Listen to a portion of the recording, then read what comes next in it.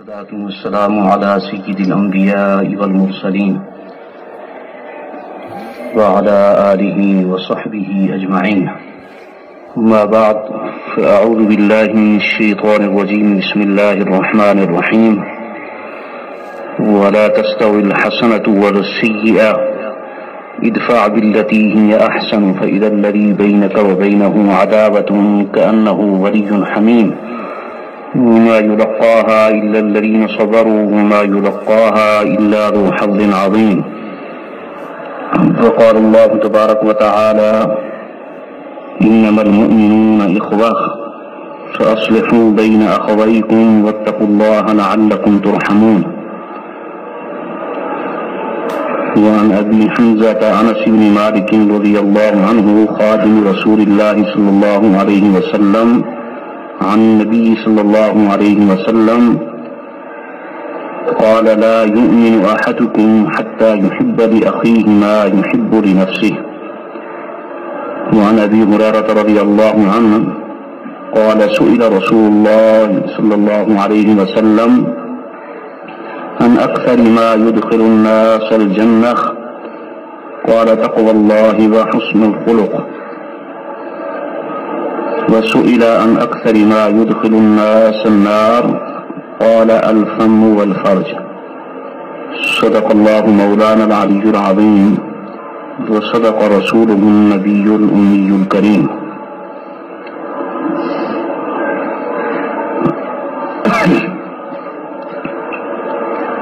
گزشتہ مجلس میں جو موضوع شروع ہوا تھا آج کی مجلس میں انشاءاللہ اس کو مکمل کریں گے. درخت کی پہچان پھل سے ہوتی ہے. جس درخت کا پھل اچھا ہوتا ہے لوگ بڑے شوق سے اس درخت کو اپنے گھر میں لگاتے ہیں اور ہر لحاظ سے اس کی نگہبانی اور نگرانی بھی کرتے ہیں. اگر کوئی اس درخت کو نقصان پہنچانا چاہے تو ہر لحاظ سے اس کی حفاظت کا انتظام کرتے ہیں. اگر خدا نخواستہ درخت کا پھل اچھا نہ ہو اور اس درخت پہ کانٹے ہی کانٹے ہوں تو ایسا درخت گھر میں لگانے کے لیے کوئی تیار نہیں ہوتا. اسی طرح انسان کی پہچان اس کے اخلاق سے ہوتی ہے. جس انسان کے اخلاق اچھے ہوتے ہیں لوگ اس کے پڑوس میں رہنے کو پسند کرتے ہیں. ایسے انسان سے محبت کی جاتی ہے. لوگ اس کا قرب تلاش کرتے ہیں. لیکن اگر خدا نخواستہ انسان کے اخلاق اچھے نہ ہوں اس کے معاملات درست نہ ہوں تو ایسے انسان سے لوگ بدظن اور متنفر ہو جاتے ہیں. امام غزالی رحمہ اللہ نے اپنے مواعظ میں ایک بڑی اچھی بات لکھی ہے. فرمایا کہ دنیا میں جو حیوان اور جانور پائے جاتے ہیں وہ 3 طرح کے ہیں. جانوروں کی پہلی قسم وہ ہے جو دوسروں کو کسی صورت میں بھی تکلیف نہیں پہنچاتے.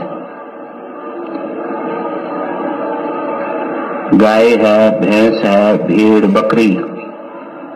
تجربہ اور مشاہدہ یہ ہے کہ شدید بھوک کی حالت کے اندر، شدید تکلیف کی حالت میں بھی یہ جانور دوسروں کو کاٹتے نہیں ہیں، دوسروں کو کھاتے نہیں ہیں.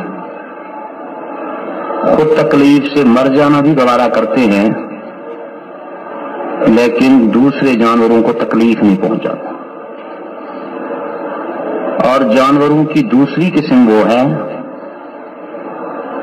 جو ضرورت کے وقت تکلیف پہنچاتی ہے لیکن جب ضرورت پوری ہو جائے تو پھر کسی کو تکلیف نہیں پہنچاتا. جیسے شیر ہے اور جنگلی درندے ہیں، جب ان کو بھوک لگتی ہے تو اپنی بھوک دور کرنے کے لیے تو دوسروں کو تکلیف پہنچاتے ہیں، دوسرے جانوروں کا شکار کرتے ہیں.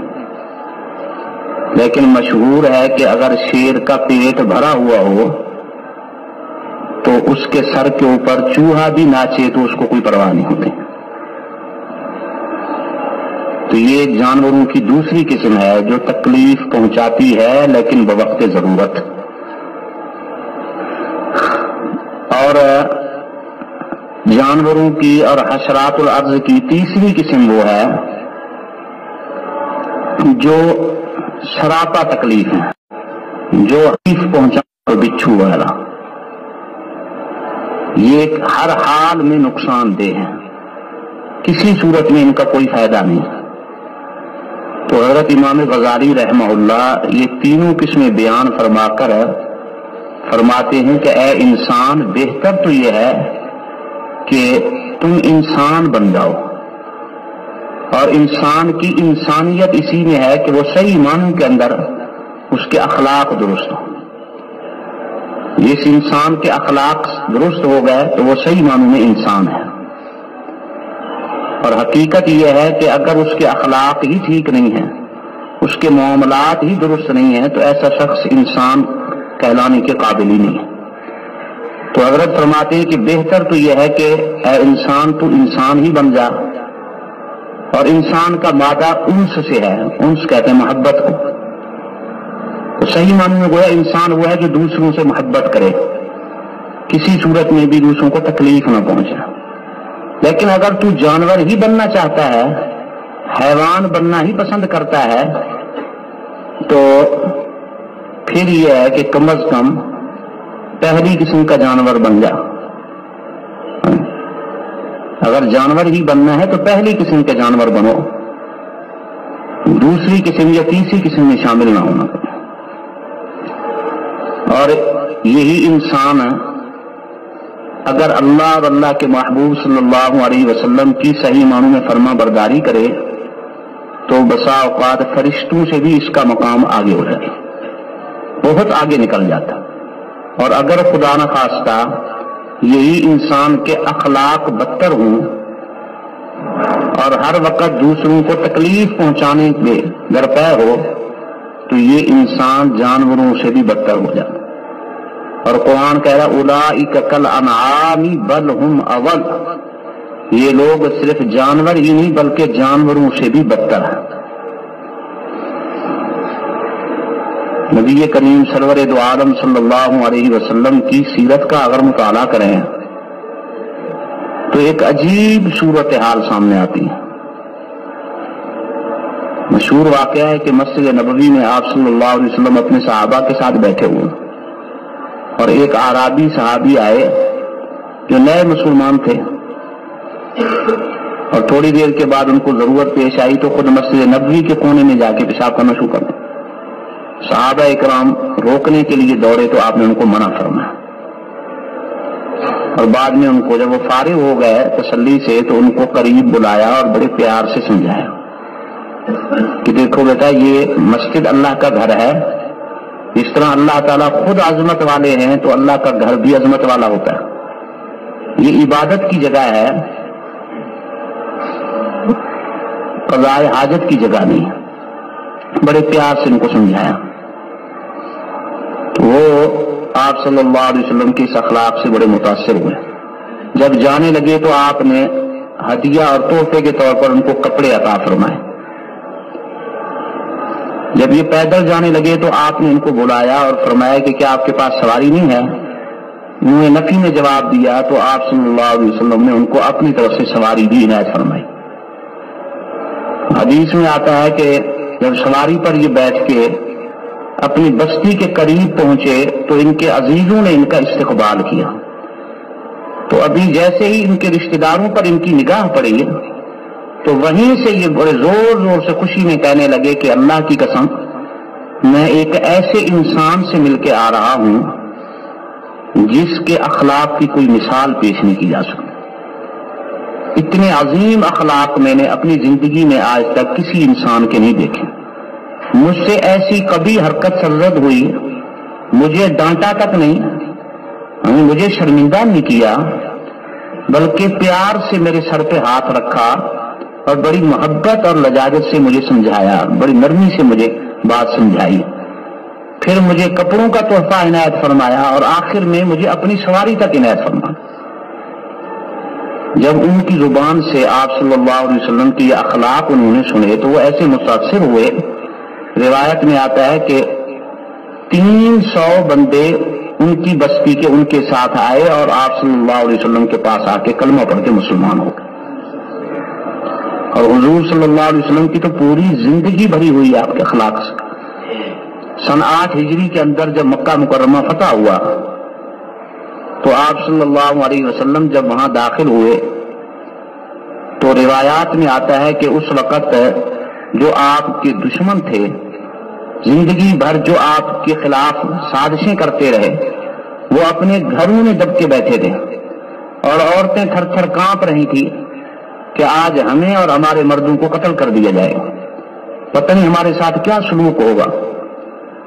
لیکن آپ صلی اللہ علیہ وسلم نے ان کو بلایا اور فرمایا کہ تم لوگ پریشان نہ ہو، آج میں تم سے وہ بات کہوں گا جو میرے بھائی یوسف علیہ السلام نے اپنے بھائیوں سے کہی تھی، لا تثریب علیکم اليوم، آج کے دن تمہارے پر کوئی الزام نہیں ہے، یغفر اللہ لکم وہو ارحم الراحمین۔ صرف معاف نہیں کیا بلکہ اللہ تعالیٰ سے مغفرت کی دعا بھی فرما رہا ہے کہ اللہ ارحم الراحمین ہے، انشاءاللہ وہ بھی تمہیں معاف فرما دے۔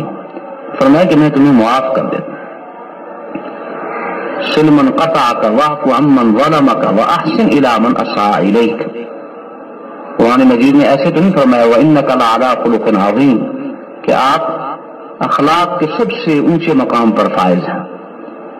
آپ صلی اللہ علیہ وسلم نے یہ تعلیم دی، فرمایا کہ جو تم سے کاٹے تم اس سے رشتہ جوڑو، جو تمہارے اوپر زیادتی کرے تم اس سے درگزر کا معاملہ کرو، وَأَحْسِنْ إِلَىٰ مَنْ أَسَاءَ إِلَيْكَ، اور جو تم سے برائی کرتا ہے تم اس سے اچھائی کرو۔ آج ہماری دنیا کے اندر جو لوگ اچھائی کا معاملہ رکھتے ہیں ان سے تو ہر کوئی اچھائی کا معاملہ کرتا ہے، لیکن اصل دین کی تعلیم یہ ہے کہ جو تم سے برائی کر رہا ہے تم اس سے اچھائی کر کے دکھاؤ۔ نشہ پلا کے گرانا تو سب کو آتا ہے، مزہ تو تب ہے کہ گرتوں کو تھام لے سکے، بروں کے ساتھ تو اچھائی کر کے دکھائے پھر ہے صحیح مزہ۔ اسلام کی صحیح تعلیم تو یہ ہے۔ آج ہم جس معاشرے کے اندر جی رہے ہیں، اللہ معاف کرے، وہاں تو 2 بالشت زمین کے اوپر لوگ انسانوں کو قتل کر دیتے، بے شمار واقعات ہو رہے ہیں، کتنے قتل کے واردات ہو رہے ہیں زمین کے چھوٹے سے ٹکڑے پر۔ معمولی جھگڑوں پہ انسان دوسرے انسان کو، اپنے بھائی کو موت کے گھاٹ اتار دیتا۔ حالانکہ میں عرض کیا کرتا ہوں کہ قرآن مجید میں چند گناہ ایسے ہیں جن کے بارے میں اللہ تعالیٰ نے بڑے سخت الفاظ ارشاد کیے، اور ان میں ایک قتل ناحق بھی ہے، بلکہ قتل ناحق کے بارے میں تو شاید سب سے زیادہ وعید ہے۔ شرک کا گناہ، سود کھانے کا گناہ، اور قتل ناحق اور ظلم کا گناہ، یہ چند گناہ ایسے ہیں جن کی وعید بیان کرتے ہوئے اللہ تعالیٰ کا پورا جلال سامنے آیا۔ وَمَن يَقْتُلْ مُؤْمِنًا مُتَعَمِّدًا فَجَزَاؤُهُ جَهَنَّمُ، فرمایا جو ناحق کسی مومن کو قتل کرتا ہے اس کا بدلہ جہنم ہے۔ اب جہنم سے بڑھ کر تو کوئی سزا ہو ہی نہیں سکتی، جب یہ فرما دیا کہ اس کا بدلہ جہنم ہے تو بس اتنی بات بھی کافی تھی، لیکن اس پہ بس نہیں فرمایا، بلکہ فرمایا خالدن فیہا، ہمیشہ رہے گا اس میں۔ یہ علماء نے فرمایا کہ ہمیشہ رہنے سے مراد ہے کہ اگر قتل کرنے والا مسلمان ہے تو مطلب یہ ہے کہ بڑے عرصے تک، بڑی دیر تک، بڑی مدت تک اس میں رہیں گے، تو ہمیشہ رہے گا اس میں۔ اور آگے فرمایا وغضب اللہ علیہ، اور اللہ کی ناراضگی ہے ایسے انسان کے اوپر۔ پھر مزید فرمایا وَلَعَنَهُ، اور اللہ کی رحمت سے دور ہے یہ شخص۔ اور پھر مزید فرمایا وَأَعَدَّ لَهُ عَذَابًا عَظِيمًا، اللہ نے ایسے شخص کے لیے بہت بڑا عذاب تیار کر رکھا۔ یعنی 5 سزائیں ذکر فرمائی، جہنم کی سزا، اس میں ہمیشہ رہنے کی سزا، اللہ کے غضب کا اعلان ہوا، اللہ کی رحمت سے دوری کا اعلان فرمایا، اور بہت بڑے عذاب کا ذکر فرمایا۔ اتنی بڑی سزا نکل کی ہے، اور آج دیکھیں ہمارے معاشرے میں کوئی دن ایسا نہیں ہے جس دن کسی قتل ناحق کی خبر ہم نہ سنیں۔ اخبارات پڑھیں، جو ذرائع ابلاغ ہیں وہ بھرے ہوئے سے. تو آپ حضرات خوش قسمت ہیں کہ اللہ نے آپ کو محفوظ کیا ہوا. آپ دنیا کی پریشانیاں سننے سے اللہ نے محفوظ کر رکھا. یہ بھی بہت بڑی رحمت ہے اللہ کی. مگر نہ جو ذرائع ابلاغ میں جو کچھ آ رہا ہے ان کو انسان پڑھ کے اور سن کے ہی انسان پریشان ہو جاتا. تو اتنی بڑی وعید بیان ہوئی ہے، اتنی بڑی وعید. حدیث میں آتا ہے، ابو داؤد شریف کی روایت ہے کہ آپ صلی اللہ علیہ وسلم بیت اللہ شریف کا طواف فرما رہے ہیں، بیت اللہ شریف کا طواف فرما رہے ہیں، اور اچانک آپ صلی اللہ علیہ وسلم کے دل میں کیا بات آئی. آپ نے بیت اللہ شریف کو دیکھا اور فرمایا کہ بیت اللہ تو اللہ کی نگاہ میں کتنا محترم ہے، کتنی عظمتوں والا ہے، تو اس کا پیارا گھر ہے. لیکن اللہ کی نگاہ میں ایک مومن کی شان، مومن کی جان، اس کا خون، اس کی عزت اور حرمت تیرے دہا دینے سے بھی بڑا گناہ ہے. چنانچہ حدیث میں الفاظ ہیں، فرمایا حرمت المؤمن ارجح من حرمت الکعبہ. مومن کی عزت، اس کی عظمت اللہ کی نگاہ میں کعبہ سے بھی بڑھ کر. پورا دین جو ہے، نبی کریم سرور دو عالم صلی اللہ علیہ وسلم نے ایک مختصر سی حدیث میں، ایک مختصر سی حدیث ہے اور 2 لفظوں میں گویا پورا دین بیان فرما دیا. آپ صلی اللہ علیہ وسلم کو جو معجزات عطا فرمائے گئے ان میں ایک بڑا معجزہ یہ ہے کہ آپ کو جوامع الکلم عطا فرمائے گئے، یعنی ایسے مختصر سے الفاظ اللہ تعالیٰ کی طرف سے آپ کے دل میں ڈالے گئے کہ الفاظ تو مختصر سے ہیں لیکن ان الفاظ کے اندر معنی کا ایک جہان پوشیدہ ہے، ایک پوری کائنات چھپی ہوئی ہے. ایک مختصر سے الدین النصیحہ، لیکن ایک سیکنڈ ادا ہوگا. الدین النصیحہ اور دین خیر خواہی کا نام. علماء اور طلباء کے لیے اس میں ایک نقطہ بھی ہے علمی کہ عام طور پر مبتدا اور خبر میں ایک معرفہ ہوتا ہے اور ایک نکرہ ہوتا ہے، لیکن یہاں پر دونوں معرفہ ہیں، مبتدا اور خبر. تو علماء نحو فرماتے ہیں کہ جہاں پر مبتدا اور خبر دونوں میں الف لام داخل ہو جائے تو یہ ایک دوسرے کے لیے لازم ملزوم ہوتے ہیں. ہماری اردو زبان میں گویا ان کا چولی دامن کا ساتھ ہوتا ہے. جہاں ایک دوسرے کے لیے دونوں لازم ہوتے ہیں وہاں دونوں پر الف لام آ جاتا ہے. اور دین النصیحہ کا صحیح معنی یہ ہے کہ دین ہے ہی خیر خواہی، اور جہاں خیر خواہی ہوتا ہے وہ دین ہی ہوتا ہے، یعنی ایک دوسرے کے لیے لازم ہے خیر خواہی. دین سراپا اس چیز کا نام، دین کے اندر ہے ہی خیر خواہی. مسلمان، میں نے غالباً پچھلی مجلس میں آپ کو غزوہ یرموک کا واقعہ بتایا تھا کہ 3 صحابی جاں بلب ہیں، آخر وقت میں ہیں، حتیٰ کہ موت کے سکرات میں بھی ہے، ایک دوسرے بھائی کو ترجیح دے رہا ہے اپنوں کا کہ میں نہیں پانی پیوں گا بلکہ میرے بھائی کو پلا دو. دین کے اندر ایک ایک قدم کے اوپر خیر خواہی اور ہمدردی کا سبق سکھایا گیا. ایک حدیث میں فرمایا ارحموا من فی الارض یرحمکم من فی السماء. تم زمین والوں پر رحم کرو، آسمان والا تمہارے اوپر رحم کرے. کرو مہربانی تم اہل زمین پر، خدا مہربان ہوگا عرش بری پر. یہ ہے اس حدیث کا صحیح ترجمہ. زمین والوں پہ تم رحم کرو تو اللہ تمہارے اوپر مہربان ہوگا. تو خیر خواہی، ہمدردی کا جذبہ. آج تو اللہ معاف کرے مسلمان ایک دوسرے کے ساتھ خیر خواہی کا دشمنی پہ تلا ہوتا ہے، ایک ایک چیز کے اندر اپنا مفاد سوچتا ہے. حضرت انس رضی اللہ تعالیٰ عنہ کی روایت ہے کہ آپ صلی اللہ علیہ وسلم نے فرمایا کہ تم میں سے اس وقت تک کوئی مومن نہیں ہو سکتا لا یؤمن احدکم حتی یحب لاخیہ ما یحب لنفسہ. اسی ایک حدیث پر عمل ہو جائے تو پورے دین پہ عمل ہو جائے گا. تم میں سے اس وقت کوئی مومن نہیں ہو سکتا جب تک کہ وہ اپنے بھائی کے لیے اس چیز کو پسند نہ کرے جو اپنے لیے پسند کرے. یعنی جو انسان کی اپنی پسند ہے وہی اپنے بھائی کے لیے پسند کرے. تو ہم میں سے کون پسند کرتا ہے کہ ہماری کوئی غیبت کرے گی؟ کون پسند کرتا ہے کہ ہمیں کوئی گالیاں دے؟ کون پسند کرتا ہے کہ ہمارے بارے میں دلوں میں کوئی بغض اور کینہ رکھے؟ کون پسند کرتا ہے کہ میرے ساتھ کوئی وعدہ خلافی کرے، مجھ سے جھوٹ بولے، مجھے دھوکہ دے، مجھ سے رشوت لے، مجھ پر ظلم کرے؟ ہم یہ ساری چیزیں اپنے لیے پسند نہیں کرتے تو دوسرے مسلمان بھائی کے لیے ہم کیسے پسند کریں؟ مسلمان کی شان یہ ہے کہ وہ خیر خواہ ہوتا ہے، ہر چیز کے اندر ہمدردی کا مظاہرہ کرتا ہے. بلکہ مسلمان کی شان تو یہ ہے کہ احسان کا معاملہ کرے. حضرت عبداللہ ابن مبارک رحمہ اللہ کا واقعہ غالباً میں نے پچھلی دفعہ ان کی بات ایک تو سنائی تھی، دوسری بات رہ گئی تھی حضرت کے پاس ایک آدمی آیا اور کہنے لگا کہ میں مقروض ہوں، میرے اوپر بہت زیادہ قرض ہو گیا ہے، اگر آپ میرے ساتھ تعاون فرمائیں، اللہ نے آپ کو مالی حیثیت سے بھی نوازا ہے تو میری پریشانی دور ہو جائے گی۔ حضرت نے فرمایا کتنا قرض ہے بھائی تمہارے اوپر؟ وہ کہنے لگا جی میرے اوپر 700 دینار قرض ہے، 700 دینار قرض ہے۔ اچھا جی، حضرت نے فرمایا کہ ٹھیک ہے بیٹھو یہاں پر۔ حضرت نے کاغذ لیا اور اس کے اوپر لکھا 1400 دینار دو، 1400 دینار اس بندے کو دے دیں، اور اشارہ فرمایا کہ وہ قریب میں جو کمرہ ہے وہاں میرا سیکرٹری بیٹھا ہوا ہے، اس کو جا کے دکھا دو، تمہیں پیسے مل جائیں۔ اب وہ حضرت کی پرچی لے کر چلا گیا، جب اس نے اور ساتھ ہی کہنے لگا کہ جی حضرت نے مجھے کہا ہے کہ 700 دینار ہی آپ کو دے دیں گے۔ اس نے جب پرچی لکھی تو اس پہ لکھا ہوا تھا 1400 دینار۔ اب وہ پریشان ہو گیا بیچارہ، حضرت کے پاس واپس آیا کہ یہ بندہ کہتا ہے 700 دینار کا، آپ نے اس پہ 1400 لکھا۔ حضرت نے فرمایا کہ پرچی مجھے واپس کرو۔ پرچی واپس کی تو حضرت نے 1400 دینار کو کاٹا، 1400 دینار کو کاٹ کے اس کو 14,000 دینار بنا دیا اور فرمایا کہ یہ جا کے اس کو خاموشی سے دے دو۔ اس نے جا کے دے دیے۔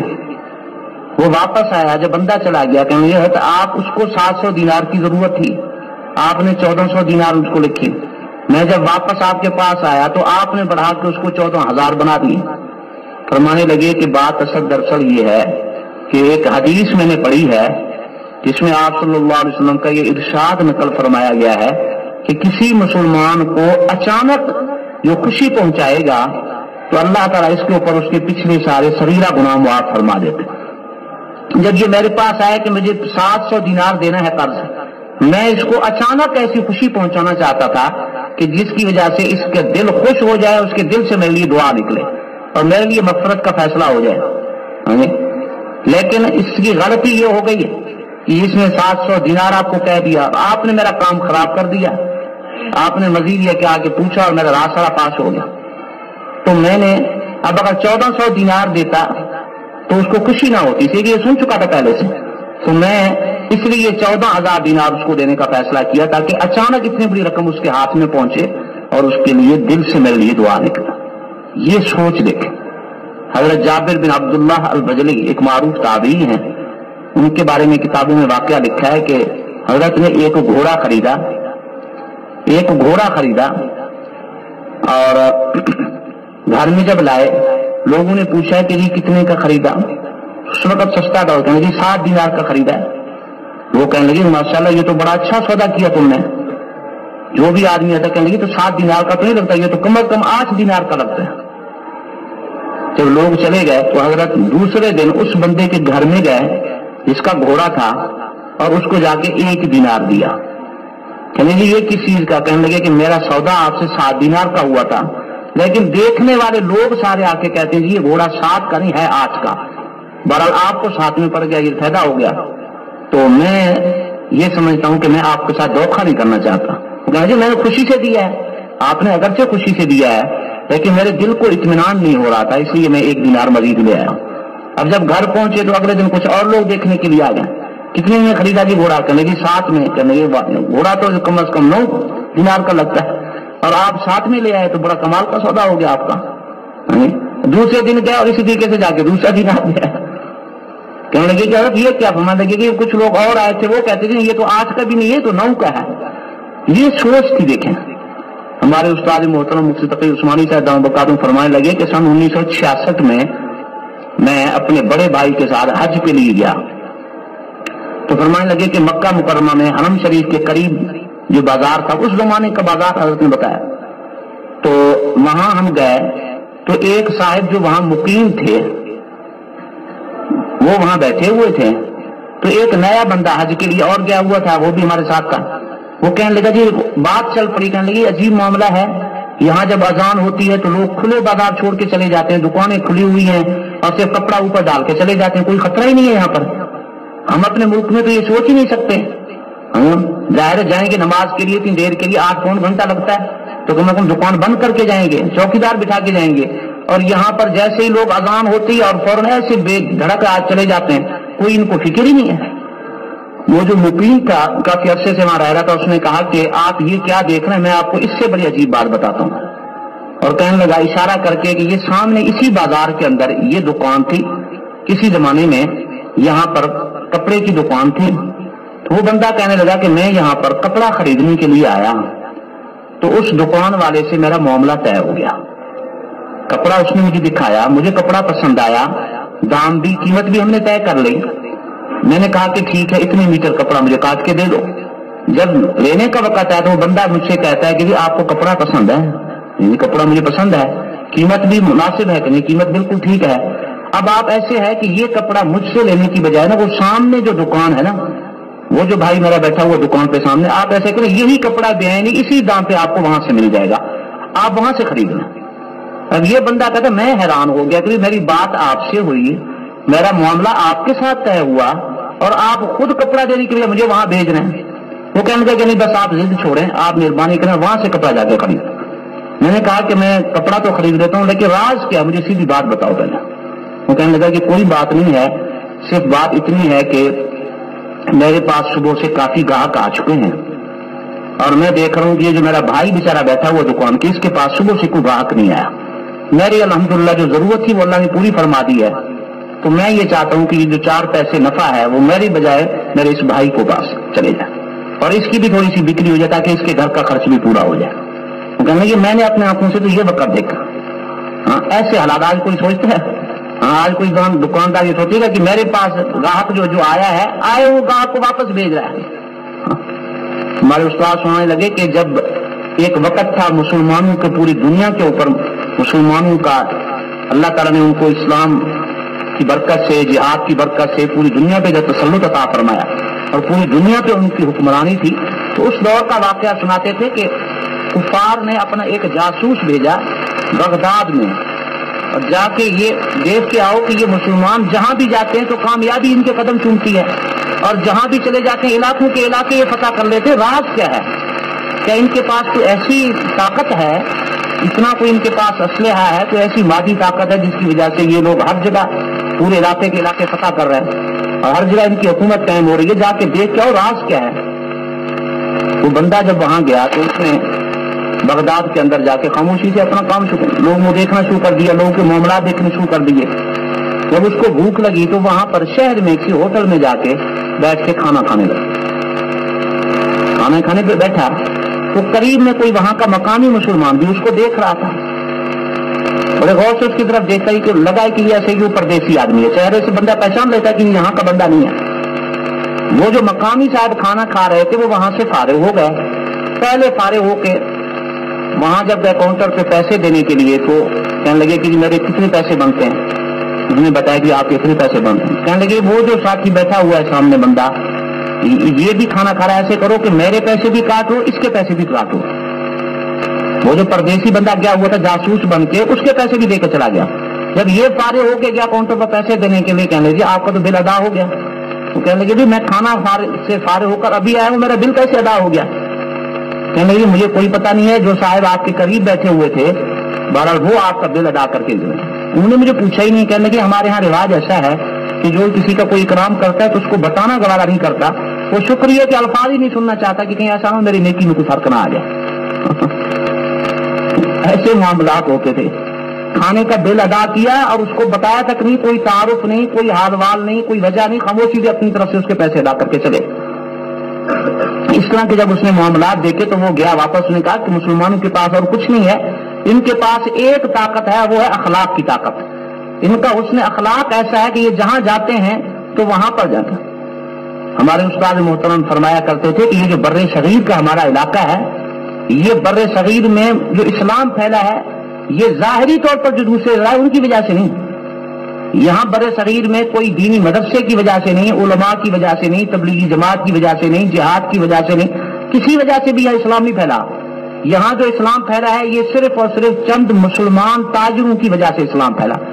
ہاں مالا بار کے علاقے کے اندر جب مسلمان یہاں پر پہلی دفعہ آئے اور انہیں تجارت کا معاملہ شروع کیا تو ان کا حسن اخلاق اور ان کے معاملے کی دیانت داری ہے ان کی دیانتداری اور سچائی کی وجہ سے یہاں پر اسلام پھیلا اور پورے علاقے کے اندر اسلام پھیلتا چلا گیا. تو میں یہ عرض کر رہا تھا کہ اس میں اخلاق ایسی طاقت ہے کہ انسان کے دلوں کو یہ چیز فتح کر دیتی ہے. حضرت سیدنا امیر المومنین سیدنا عمر فاروق رضی اللہ تعالیٰ عنہ جب خلیفہ بنے تو ان کے دور خلافت میں اس وقت ان کی عدالت کے اندر جو سب سے پہلا مقدمہ پیش ہوا وہ ایک عجیب ترین مقدمہ تھا. کہ میں ساتھیوں سے عرض کیا کرتا ہوں کہ دو واقعات ایسے ہیں جو یعنی مسلمانوں کے پیشانی کے اوپر ان کو آپ ماتھے کا جھومر کہہ لیں ایسے چمکدار واقعات ہیں. دو یعنی انوکھے مقدمے ہیں اور فیصلے نرالے ہوئے ہیں. سیدنا عمر فاروق رضی اللہ تعالیٰ عنہ کے دور میں جو پہلا مقدمہ پیش ہوا وہ یہ تھا کہ ایک مسلمان نے زمین بیچی دوسرے مسلمان بھائی کو. جب اس نے پیسے ادا کر دیے زمین حوالے کر دی تو جو خریدار تھا اس نے زمین پہ جب ہل چلانا شروع کیا تو ہل چلانے کے دوران زمین سے ایک بڑا قیمتی خزانہ نکل آیا. پہلے زمانے میں لوگ زمین کے اندر خزانے چھپا دیتے تھے. خزانہ نکل آیا. اب اس نے اس خزانے کو اٹھایا اپنے گھر میں لایا اور اگلے دن چلا گیا اس مالک کے پاس جو پہلے مالک تھا. کہا یہ آپ کی امانت میرے پاس ہے. یہ کہاں سے آ گئی؟ کہنے لگے میں ہل چلا رہا تھا تو زمین کے اندر سے یہ خزانہ نکل آیا. وہ کہنے لگا جی میں تو آپ سے زمین کی قیمت پوری لے چکا ہوں. جب زمین کی قیمت میں نے لے لی تو اب یہ شریف ہاتھ سے آپ کا ہو گیا. میں نے تو پیسے لے لیے. وہ کہنے لگے جی میں نے تو صرف زمین دوسرا بندہ کہہ رہی میں نے تو صرف زمین کے پیسے بھرے تھے خزانے کے پیسے تو میں نے بھرے نہیں. اب ایک دوسرے کے ساتھ جھگڑا شروع ہو گیا. وہ کہتا ہے کہ یہ آپ کا ہے خزانہ دوسرا کہتا ہے یہ آپ کا. یعنی یہ ایک دنیا کا ایک عجیب انوکھا کیس تھا جس میں ہر فریق یہ کہتا ہے کہ یہ میرا نہیں آپ کا حق ہے. حضرت کی خدمت میں دونوں پہنچے اور وہ دونوں کہا ہمارے ہاں عدالتوں کے اندر عدالتیں ہوتی ہیں. ہمارے ہاں تو سوچ یہ ہوتی ہے نا کہ بھی میں نے حق ہے نہ حق ہے ہر حال میں نے اب وصول کرنا ہے بس. اور کتنے ہی واقعات ہوتے ہیں بے شمار. اکثر واقعات ایسے بھی ہوتے ہیں جن میں لوگوں کا حق ہی نہیں ہوتا. خام خواہ کی چڑھائی ہوتی ہے اور آخر میں کیا یہ ہوتے کہ ہم نے اپنا حق وصول کرنے کے لیے اپنے خون کا آخری قطرہ تو بہا دیں گے اپنا حق وصول کرنے کے لیے. تو جب سوچ یہی ہوتی ہے تو پھر وہاں عدالتوں میں کیا انصاف ملے گا. تو ایسی عدالتوں میں عدالتیں ملتی ہیں.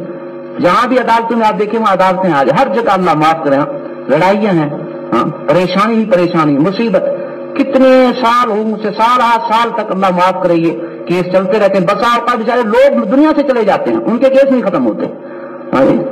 بے شمار خود ہمارے اپنے شہر میں کتنے واقعات ہم بچپن سے سنتے آ رہے ہیں. کئی ہمارے پرانے بزرگوں کے کیس چل رہے ہیں سال سے 30 سال 40 سال ہو گئے ابھی تک ان کے مقدمات بھی ختم نہیں ہو رہے کیس نہیں ختم ہو رہے. تو حضرت نے عجیب فیصلہ فرمایا. امیر المومنین تھے اور سیدنا عمر فاروق کو اللہ نے فراست عطا فرمایا. حضرت نے اس فیصلے کو بڑے عجیب انداز سے حل فرمایا کہ بھی اچھا آپ دونوں کا جذبہ تو بڑا اچھا ہے. تفصیلات معلوم کی بھی آپ کے گھروں کے اندر کوئی بچے بھی ہیں دونوں گل لگے جی ہاں. ایک آدمی کے گھر کے اندر نوجوان بیٹا تھا غیر شادی شدہ. دوسرے گھر میں بچی جوان بیٹھی تھی. تو حضرت نے فرمایا کہ فیصلہ یہ ہے کہ آپ دونوں اپنے بچوں کی شادی کریں. آپ دونوں اپنے بچوں کی شادی کریں اور یہ جو خزانہ ہے یہ اس بچی کے جہیز میں دے دیں. سمجھ میں آ گئی نا بات. جب بچی کے جہیز میں وہ خزانہ پہنچ گیا تو کوئی دونوں کے پاس ہی پہنچ گیا نا. تو جب خزانہ اس کے گھر میں چلا گیا تو کوئی دونوں کے پاس ہی پہنچ گیا. یہ ایک عجیب فیصلہ. اور ایک واقعہ دوسرا میں جو اکثر سنایا کرتا ہوں بڑا دلچسپ ہے وہ یہ انگریزوں کا دور. یعنی جو کچھ عرصہ پچھلی صدی میں جو ہمارے ہندوستان کے اندر پہلے جو انگریزوں کی حکومت تھی اس دور کا ایک واقعہ یہ بھی کتابوں میں لکھا ہے. کاندھلا ایک شہر ہے ہندوستان کا. ہمارے حضرت شیخ الحدیث مولانا زکریا صاحب رحمہ اللہ کاندھلی لکھتے ہیں نا. یہ کاندھلا شہر سے تعلق رکھتے تھے. تو وہاں ایک عجیب فیصلہ آیا. انگریز جج تھا اس کے پاس ایک کیس آیا مقدمہ آیا. ایک زمین کا ٹکڑا تھا مسلمان اور ہندو کا آپس میں اختلاف ہو گیا. اصل میں یہ فیصلہ جو جھگڑا جو تھا وہ تو تھا ذاتی لیکن بعد میں یہ مذہبی رنگ اختیار کر گیا. مسلمان کہتا تھا کہ یہ زمین میری ہے ہندو کہتا تھا کہ زمین میری ہے. اب دونوں کا جھگڑا ہو گیا تو مسلمان نے جا کے مسلمانوں کو بتایا ہندو نے جا کے ہندوؤں کو بتا دیا. تو جھگڑا طول پکڑ گیا. ہندو کہنے لگے کہ اگر یہ زمین ہمیں ملتی ہے نا تو ہم فیصلہ یہ کرتے ہیں کہ ہم اس میں مندر تعمیر کریں گے. مسلمان کہنے لگے کہ اگر فیصلہ ہمارے حق میں ہوتا ہے تو ہم اس میں مسجد تعمیر کریں گے. ظاہر ہے اب جذبہ ہی ایسا بن گیا. اب مسلمان کیسے نہیں چاہتے کہ یہ زمین ہمیں نہ ملے ہم مسجد کیوں نہ بنائیں اور ہندو چاہتے تھے کہ ہم اپنا عبادت خانہ بنائیں گے اس میں.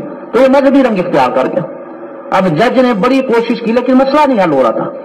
انگریز لوگ بڑے پرامن لوگ ہوتے تھے, وہ لڑائی نہیں چاہتے تھے. تو جج نے کہا کہ پوری کوشش کی تو کوئی ایسا, ان کو جو سمجھدار لوگ تھے ان کو تنہائی میں بلایا.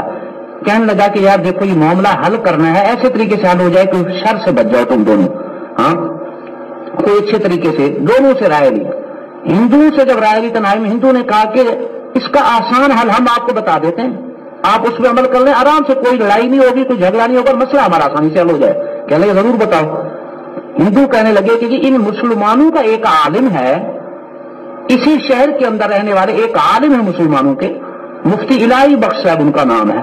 آپ ایسے کریں ان کو بلا لیں اور آپ ان کو تنہائی میں ان سے پوچھ لیں, وہ دیانتداری کی بات آپ کو بتا دیں, سیدھی بات بتا دیں گے. اگر وہ یہ کہیں کہ مسلمانوں کی ہے, آپ ان کے حق میں فیصلہ کر دیں.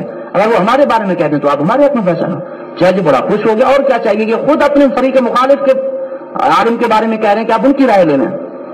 جج نے کہا کہ 1 ہفتے کے بعد کی تاریخ دے دی, 1 ہفتے کے بعد تمہیں پیش ہونا. اب مسلمان بھی تیاری ہو کر کے آ گئے اور ان کو پتہ نہ چلا. این موقع پر جج نے مفتی صاحب کو بھی بلا لیا. سیاض مفتی الہی بخش صاحب رحمہ اللہ حضرت شاہ عبدالعزیز صاحب محدث ذیلی رحمہ اللہ کے خاص شاگرد تھے. ان کے واقعات بتانے کا تو وقت نہیں ہے, ان کے حالات کسی موقع پر بتائیں گے. بہت بڑے عالم تھے, اور علامہ رومی رحمہ اللہ کی جو کتاب ہے اس کی تکمیل حضرت نے کی تھی, مفتی الہی بخش صاحب رحمہ اللہ نے. تو حضرت فرمانے لگے کہ ان کو اس موقع پر بلا دیا گیا. اب جج کے سامنے جب اکٹھے ہوئے تو مسلمان بھی پورے جذبات کے ساتھ اور لاؤ لشکر کے ساتھ اکٹھے ہو گئے, اور ہندو بھی اپنے پورے لاؤ لشکر کے ساتھ اکٹھے ہو گئے. اور ایک دو کہ اب انتظار میں تھے, تو حضرت کو بلایا تنہائی میں جج نے, اور کہنے لگے کہ جی آپ شکل و صورت سے بڑے اچھے آدمی انسان معلوم ہوتے ہیں, مجھے آپ کے بارے میں یہ بتایا گیا ہے کہ آپ غلط بیانی کرنے والے انسان نہیں ہیں. یہ کافی عرصے سے یہ معاملہ بہت طول پکڑ گیا ہے, اب آخر میں معاملہ صرف آپ کی گواہی پہ رہ گیا ہے. اگر آپ مہربانی فرمائیں اور صحیح بات بتا دیں گے تو معاملہ سارا حل ہو جائے گا. اس سے نے فرمایا کہ ٹھیک ہے, آپ پوچھیں جو پوچھنا چاہتے ہیں. انہوں نے کہا کہ یہ زمین کا معاملہ ہے, ہندو کہتے ہیں کہ یہ ہماری ہے, مسلمانوں کا دعویٰ ہے کہ یہ ہماری ہے. تو مفتی صاحب نے سیدھی بات بتائی. انہوں نے کہا جی مسلمان ایسے انا کا مسئلہ انہوں نے بنا لیا, ضد پہ آ گئے ہیں, سچی بات یہ ہے کہ یہ زمین ہندوؤں کی ہے, آپ ان کے حق میں فیصلہ کر دیں. ہندوؤں کے حق میں حضرت نے گواہی دے دی, اور سب کے سامنے پہ جب بیان اس نے پڑھ کے سنایا تو سب کے سامنے گواہی آ گئی. اب مسلمان بڑے پریشان, ان کو تو یہ امید ہی نہیں تھی, وہ سوچ ہی نہیں سکتے تھے کہ اتنے بڑے ہمارے عالم اور اتنے بڑے مفتی وہ ہمارے خلاف فیصلہ دیں گے, اور ہندوؤں کے حق میں غیر مسلم کو پتہ بھی ہے کہ وہ اس پہ مندر بنانا چاہتے ہیں, مندر کی تعمیر چاہتے ہیں, ان کے حق میں کیسے فیصلہ دیں گے. مسلمان پریشان ہو گئے. تو اس موقع پر ہندوؤں نے جب یہ فیصلہ سنا, انہوں نے کہا کہ بھی ان کے حق میں فیصلہ ہو گیا تو زمین ہندوؤں کو ملے گی. دوسرے جو ہندو تھے ان کو پتہ ہے, پہلے تو وہ اس ہندو کو ڈانٹ رہے تھے جنہوں نے کہا کہ آپ مفتی صاحب کی گواہی لینے جج سے کہا تھا, تو ہندو اس کو ڈانٹ رہے تھے پہلے کہ تم نے یہ کیا حرکت کی, ان کے عالم کا نام تم نے لے لیا, وہ ہمارے حق میں کہاں گواہی دیں گے, وہ تو ہمارے خلاف ہی بولے گا ظاہر ہے بندہ. لیکن جب مفتی صاحب نے سیدھی بات بتائی تو جج بھی حیران تھا, اور ہندو اور مسلمان سارے اپنی جگہ پر حیران. تو ہندو کہنے لگے, جو جہاں اس موقع پر بڑا مجمع تھا ہندوؤں کا, انہوں نے کہا کہ جج صاحب آپ نے یہ فیصلہ, یہ فیصلہ اب ہندو کے حق میں ہو گیا, ظاہر ہے سنانے کی ضرورت ہی. ہندو کہنے لگے کہ آپ نے تو اپنا فیصلہ سنا دیا, اب ہم بھی اپنا فیصلہ سنانا چاہتے ہیں. آپ نے تو اپنا فیصلہ سنا دیا کہ ہمارے حق میں فیصلہ ہو گیا ہندوؤں کے حق میں, ہم بھی اپنا فیصلہ سنانا چاہتے ہیں کہ آج سے ہم پورے مجمع میں اس بات کا اعلان کرتے ہیں کہ جو مذہب اتنا سچا ہے اور جس مذہب کے پیروکار اتنے سچے ہیں کہ وہ فریق مخالف کے حق میں بھی سیدھی بات بتا دیتے ہیں, تو ہم بھی آج سے اس مسئلہ کو قبول کرتے ہیں. ہاں, اور سب کے سامنے کلمہ پڑھ کے مسلمان ہو گئے. تو اس موقع پر جج نے جو فیصلہ لکھا وہ اس کے الفاظ بڑے عجیب تھے. اس نے ایک مختصر سا جملہ لکھا, اس نے کہا کہ آج کے اس مقدمے میں مسلمان ہار گئے لیکن اسلام جیت گیا. مسلمان تو ہار گئے لیکن اسلام جیت گیا. اور ظاہر بات بھی ایسی تھی, مسلمان تو باقی ہار گئے تھے لیکن جیت اسلام کی ہوئی تھی, ان کی وجہ سے اسلام, یہ سچے بول کی وجہ سے کتنے لوگ اسلام کے اندر داخل ہوئے. یہ ساری بات کا خلاصہ یہ ہے کہ آج مسلمانوں کے دل صاف ہیں, ہمارے دلوں کے اندر بغض, عداوت اور کینہ, اور اللہ معاف کرے دوسرے مسلمانوں کے بارے میں عداوت اور انتقام کے جذبات, حوث کے جذبات ہر مسلمان کے دل میں. اگر یہی سچی حقیقت ہمارے دل میں پیدا ہو جائے, صحیح معنوں کے اندر ہمارے اخلاق درست ہو جائیں, ہم ایک دوسرے کے ساتھ ہمدردی اور خیرخواہی کا جذبہ پیدا کریں, ہاں ایک دوسرے کو محبتیں تقسیم کرنے والے بن جائیں, سچے معاملات ہمارے ٹھیک ہو جائیں, تو سارے معاملات خود بخود ٹھیک ہو جائیں. تو یہ پورے دین کی بنیاد جو ہے اسی پہ رکھی گئی ہے, جن شعبوں پر ان میں ایک اہم ترین شعبہ اس میں اخلاق کا ہے. ہاں، جس کا مختصر میں نے مفہوم پچھلے مجلس میں بتا دیا تھا کہ اچھے اخلاق کا دوسرا نام اچھا کردار ہے، کہ انسان اپنا کردار درست کر لے، ایسی زندگی گزارے کہ اس کے پورے دامن کے اوپر کوئی داغ نہ ہو، ہاں جی، اس کا دل ہر مسلمان کے بارے میں صاف ہو، اس کے دل کے اندر ہر مسلمان کے بارے میں اچھے جذبات ہوں، ہاں جی، اور اس کے معاملات جب ٹھیک ہوں گے تو انشاءاللہ اس کی برکت سے صرف اپنی زندگی نہیں بلکہ دوسرے لوگ جو اسلام سے دور ہیں وہ بھی خود بخود اسلام کے حلقے میں داخل ہو جائیں۔ اللہ تعالیٰ صحیح معنوں میں ہمیں حسن اخلاق کی نعمت سے سرفراز فرمائے اور ہمیں اپنی رضا نصیب فرما دے، اپنے محبوب صلی اللہ علیہ وسلم کی سچی محبت اور کامل اتباع